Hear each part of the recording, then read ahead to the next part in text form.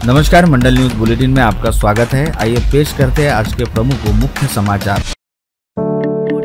अमरावती महानगर पालिका के आगामी चुनाव हेतु 22 प्रभागों की रचना के अंतिम प्रारूप को राज्य निर्वाचन आयोग द्वारा मान्यता देने के साथ ही कल देर रात घोषित भी कर दिया गया। राज्य निर्वाचन आयोग की वेबसाइट पर कल देर रात अंतिम प्रभाग रचना की सूची घोषित कर दी गई, जिसके मुताबिक इससे पहले घोषित की गई प्रारूप प्रभाग रचना को लेकर प्राप्त आपत्तियों व आक्षेपों पर सुनवाई के बाद प्रभाग रचना में संशोधन करते हुए प्रभाग क्रमांक 6, 7, 20 व 21 ऐसे 4 प्रभागों के परिसीमन में थोड़ा बदलाव किया गया, जिसके तहत इससे पहले प्रभाग क्रमांक 6 में शामिल रहने वाले श्री कृष्ण पेट के हिस्से को अब प्रभाग क्रमांक 7 में शामिल किया गया, जिसके चलते अब पूरा श्री कृष्ण पेट परिसर क्रमांक 7 में शामिल हो गया। वहीं दूसरी ओर इससे पहले प्रभाग क्रमांक 21 में शामिल रहने वाले सांबरा नगर को अब प्रभाग क्रमांक 20 में पूरी तरह से शामिल कर दिया गया, जिसके चलते इन प्रभागों के परिसीमन में थोड़ा बहुत बदलाव हुआ है, जिसकी वजह से करीब 900 मतदाता इधर से उधर हुए हैं। इसके साथ ही प्रभाग क्रमांक 6, 4, 11, 12, 13, 15, 17, 19 व 20 इन 9 प्रभागों के नाम में बदलाव किए गए हैं, जिसके तहत प्रभाग क्रमांक 4 जमील कॉलोनी का नाम अब जमील कॉलोनी लालखड़ी, प्रभाग क्रमांक 6 विलासनगर मोरबाग का नाम अब विलासनगर मोरबाग गौलीपुरा, प्रभाग क्रमांक 11 रुक्मिणी नगर फ्रेजरपुरा का नाम अब फ्रेजरपुरा रुक्मिणी नगर, प्रभाग क्रमांक 12 स्वामी विवेकानंद कॉलोनी का नाम अब स्वामी विवेकानंद कॉलोनी बेलपुरा, प्रभाग क्रमांक 13 अंबापेट गौरक्षण का नाम अब अंबापेट गौरक्षण नमूना, प्रभाग क्रमांक 15 छायानगर गौलीपुरा का नाम अब छायानगर पठानपुरा, प्रभाग क्रमांक 17 गढ़गढ़ेश्वर का नाम अब गढ़गढ़ेश्वर रविनगर, प्रभाग क्रमांक 19 साईनगर का नाम अब साईनगर अकोली तथा प्रभाग क्रमांक 20 सूदगिरनी का नाम अब सूदगिरनी सांबरा नगर किया गया। इसके अलावा बाकी पूरी प्रभाग रचना को जस का तस कायम रखा गया है। ऐसे में अब अंतिम प्रभाग रचना को ध्यान में रखते हुए मनपा के चुनाव को लेकर गहमागहमी तेज होने की पूरी उम्मीद है। प्रभाग क्रमांक 7 जवाहर स्टेडियम श्री कृष्ण पेट परिसर को नई प्रभाग रचना के मुताबिक 2 भागों में विभाजित किया गया था। इस बाबत मनपा के पूर्व विरोधी पक्ष नेता कापटे बगीचा परिसर निवासी संजय अग्रवाल ने आपत्ति दर्ज की थी। इस आपत्ति के बाद अब मनपा आयुक्त सौम्या शर्मा चांडक ने श्री कृष्ण पेट परिसर एकत्रित कर नई रचना घोषित की है। मिनी मंत्रालय कहे जाते जिला परिषद को अपडेट सदस्य मनोनीत करने का विषय चर्चित हो गया। खबर है कि राजस्व मंत्री चंद्रशेखर बावनकुले ने इस बारे में विचार करने का अनुरोध मुख्यमंत्री देवेंद्र फडणवीस से किया। अकोला में भी इस प्रकार की चर्चा जोरों पर रहने के साथ ही अमरावती के पालक मंत्री का नाम ही इस विषय में लिया जा रहा। उधर पदाधिकारी और पूर्व जीपा सदस्यों से चर्चा करने पर उन्होंने ऐसे किसी निर्णय को स्वागत योग्य बताया। अमरावती शहर में साफ सफाई करने के साथ ही कचरा संकलित कर उसे कंपोस्ट डिपो तक पहुंचाने और घन कचरा व्यवस्थापन करने के काम हेतु विगत 9 अक्टूबर को मनपा की ओर से निविदा प्रकाशित की गई थी, जिसके बाद 6 कंपनियों द्वारा उस काम में रुचि दर्शाते हुए मनपा से संपर्क किया गया था। साथ ही प्रकाशित निविदा में रहने वाली कुछ त्रुटियों को लेकर आपत्ति भी दर्ज कराई गई थी, जिसे ध्यान में रखते हुए मनपा द्वारा आज 14 अक्टूबर को सभी 6 इच्छुकों एजेंसियों के प्रतिनिधियों के साथ ऑनलाइन तरीके से प्री बिड मीटिंग बुलाई गई, जिसमें प्रकाशित निविदा में रहने वाली त्रुटियों को लेकर संबंधित कंपनियों की ओर से दर्ज कराई गई आपत्तियों पर विचार विमर्श किया गया। उल्लेखनीय कि स्वच्छता एवं घन कचरा व्यवस्थापन को लेकर यह मनपा की ओर से अब तक की सबसे बड़ी तैयारी की जा रही है तथा ऑक्ट्राय ठेके के बाद यह अपनी तरह का सबसे बड़ा ठेका साबित होने जा रहा है, जिसका अनुमानित मूल्य 240 से 250 करोड़ के आसपास रहेगा और यह ठेका हासिल करने वाली कंपनी को अमरावती शहर के विभिन्न रिहायशी इलाकों में साफ सफाई करने के साथ ही रिहायशी इलाकों से निकलने वाले कचरे को संकलित कर उसकी ढुलाई करते हुए उसे सुकली व अकोली परिसर स्थित कंपोस्ट डिपो तक पहुंचाना होगा। साथ ही कंपोस्ट डिपो पर घन कचरा का योग्य तरीके से निस्तारण करते हुए व्यवस्थापन भी करना होगा। मनपा द्वारा कचरा संकलन व कचरा ढुलाई सहित सॉलिड वेस्ट ट्रीटमेंट का पूरे शहर हेतु एकल व संयुक्त ठेका जारी करने के लिए प्रकाशित निविदा सूचना में निविदा प्रस्ताव मांगने के साथ ही निविदाओं को खोलने हेतु 18 अक्टूबर की तारीख तय की गई थी, परंतु अब यह जानकारी सामने आई है कि आज बुलाई गई प्री बीट बैठक में इच्छुक एजेंसियों के साथ चर्चा करते हुए मनपा प्रशासन द्वारा अगले सप्ताह पड़ रहे दीपावली पर्व के मद्देनजर अंतिम तारीख को आगे बढ़ाया जा सकता है। वही यह जानकारी भी सामने आई कि आज हुई बैठक में Pooja construction Wardha, Arpan environment waste management Nagpur, Nandini waste management private limited Mumbai, Konark infra Mumbai, P Gopinath Reddy Karnataka, NAPOF Mumbai तथा महात्मा फुले मल्टी सर्विसेज छत्रपति संभाजीनगर इन 7 कंपनियों द्वारा हिस्सा लेते हुए मनपा प्रशासन के साथ इस सबसे बड़े ठेके के बारे में चर्चा की गई।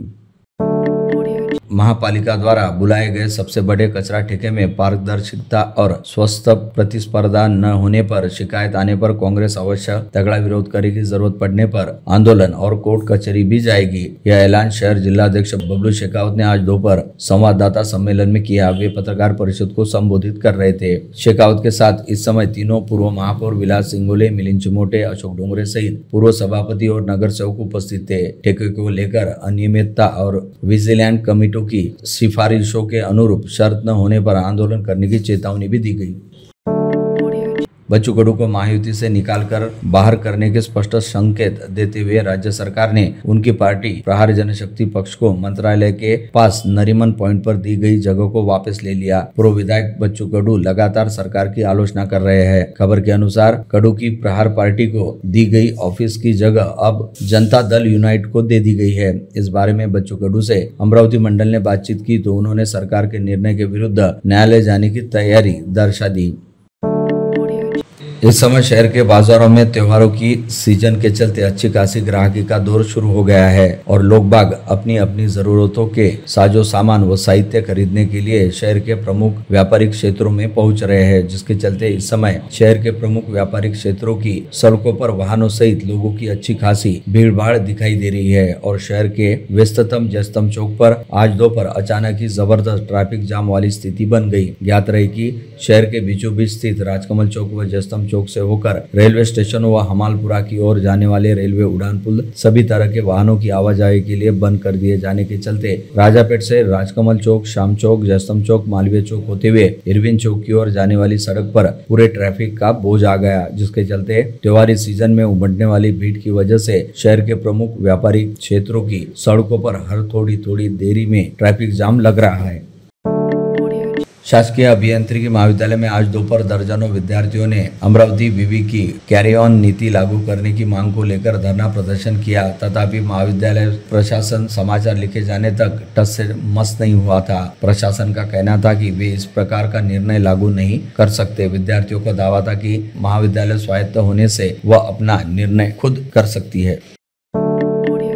राज्य के सभी दैनिक समाचार पत्र, साप्ताहिक पत्रों के शासकीय विज्ञापनों के बिलों का भुगतान दिवाली से पहले करने का अनुरोध मराठी पत्रकार परिषद और उससे संबंधित अकोला अमरावती पत्रकार संघ ने शासन से किया है। निवेदन में कहा गया है कि महीना भर पहले भी प्रदेश के मुख्यमंत्री व उप मुख्यमंत्री, वित्त मंत्री, महासंचालक सूचना विभाग को निवेदन दिया गया था। उस पर कोई कार्यवाही न होते देख जिला पत्रकार संघ ने यह पुनः निवेदन और अनुरोध किया। गत रोज स्थानीय जिलाधीश कार्यालय परिसर में उस समय हड़कंप मच गया था जब अनुकंपा तत्व पर नियुक्ति एवं घर पर कब्जे की मांग को लेकर लंबे समय से आमरण अनशन कर रही शांताबाई उकरडा नामक 75 वर्षीय महिला की अकस्मात मौत हो गई, जिसके बाद मृतक महिला की बेटी विजया उकरडा ने स्थानीय प्रतिनिधियों तथा मनपा व जिला प्रशासन पर अपनी अनदेखी व उपेक्षा करने का आरोप लगाते हुए जमकर हंगामा मचाया। साथ ही अपनी मां के शव को अपने कब्जे में लेने का प्रयास करने के साथ ही शव को जिलाधीश कार्यालय के सामने रखकर न्याय मिलने तक शव का अंतिम संस्कार नहीं करने का ऐलान भी किया, जिसके चलते प्रशासन एवं पुलिस के भी हाथ पांव फूल गए थे। पश्चात पुलिस ने आज सुबह विजय उकरडा की निवासी उप जिला अनिल भटकर से मुलाकात करवाई गई, जिन्होंने विजया उकरडा को समझा बुझाकर शांत करवाया। साथ ही उसे पोस्टमार्टम की प्रक्रिया को पूर्ण होने देने तथा अपनी मां का ससम्मान अंतिम संस्कार करने के बारे में भी समझाया, जिसे लेकर विजया उकरडा द्वारा अपनी स्वीकृति दिए जाने के बाद आगे की प्रक्रिया पूरी हो पाई और शव को पोस्टमार्टम हेतु भिजवाया गया। समाचार लिखे जाने तक मृतक महिला का अंतिम संस्कार होना बाकी था। अपनी पत्नी के साथ एसटी महामंडल की बस में सवार होकर सोमवार 13 अक्टूबर को मंगरूल से अमरावती से साईनगर अपने रिश्तेदार के यहाँ आ रहे सेवानिवृत्त सहायक पशुधन विकास अधिकारी की बैग में रखा 25 तोले सोना और 22,000 रुपए नगद समेत कुल 7,80,000 रुपए का माल सफर के दौरान किसी ने चुरा लिया। बडनेरा पुलिस ने चोरी का मामला दर्ज कर जांच शुरू की। दिवाली के सीजन में सोने के व्यापारी एक के बाद एक लुटेरों के टारगेट बने हुए हैं। रविवार शाम बडनेरा पुलिस ने सोने के व्यापारी की 2 करोड़ की बैग गायब होने के बाद अब अमरावती आ रहे व्यापारी प्रदीप कुमार धर्मपाल सिंह दादर मुंबई निवासी को लूट लिया गया। उनकी काले रंग की बैग में 56 लाख का सोने का माल था। नासिक रोड पुलिस ने तत्पर कार्रवाई कर आरोपी राधे गज्जू बिसो ने इसको दबोच कर चोरी का माल भी बरामद किया। रविवार 12 अक्टूबर की शाम 6 बजे बडनेरा रेलवे स्टेशन पर पहुंची हावड़ा मुंबई मेल के जनरल कोच में बैठे जलगांव खानदेश के सराफा व्यापारी किशोर वर्मा की सोने के आभूषण से भरी 2 करोड़ 11 लाख रुपए की बैग किसी ने चुरा ली। इस सनसनीखेज प्रकरण में बडनेरा जीआरपीएफ पुलिस जांच कर रही है। पुलिस ने रेलवे स्टेशन समेत चारों तरफ देखे सीसीटीवी फुटेज में 4 संदिग्ध दिखाई दिए। शातिर चोरों की तलाश में रेलवे पुलिस ने 3 अलग अलग दिशा में अपने दल रवाना किए। पुराने विवाद के चलते एक युवक पर रविवार की देर रात आरोपियों ने ब्लेड से गर्दन पर वार करते हुए हत्या का प्रयास किया। इस मामले में घायल युवक की हालत गंभीर बताई जा रही है। राजापेट पुलिस ने कबीर निनादे समेत 2 अन्य आरोपियों के खिलाफ मामला दर्ज किया। पत्नी और बच्चे के साथ घर में मारपीट करने वाले व्यक्ति को समझाने गए पुलिस पाटिल के साथ मारपीट कर उन्हें जान से मार देने की धमकी देकर शासकीय काम में दुविधा निर्माण करने वाले उमेश नत्थू केने के खिलाफ बलगांव पुलिस ने मामला दर्ज किया। एक मालवाहक मिनी ट्रक में अवैध रूप से गोवंश को निर्दयता से ठूसकर कटाई के लिए ले जाया जा रहा था। इसी दौरान मोर्शी पुलिस ने नाकाबंदी कर ट्रक को रोका, लेकिन चालक और क्लीनर ने नाकाबंदी से करीब 100 मीटर की दूरी पर ही ट्रक को सड़क पर छोड़ दिया और दोनों घटनास्थल से फरार हो गए। यह घटना 12 अक्टूबर की रात करीब 9:45 बजे की है। धार्मिक कृषि उपज बाजार समिति के यार्ड में 5 अक्टूबर को रात में हिवरगेट के बैल व्यापारियों में खूनी संघर्ष में फाजिल बेग मिर्जा की हत्या की गई थी। इसमें 16 से 7 आरोपियों को धार्मिक पुलिस ने गिरफ्तार करने से सर्वत्र संतोष व्यक्त हो रहा है। नईम बेग फिलहाल गंभीर हालत में उपचार ले रहे हैं।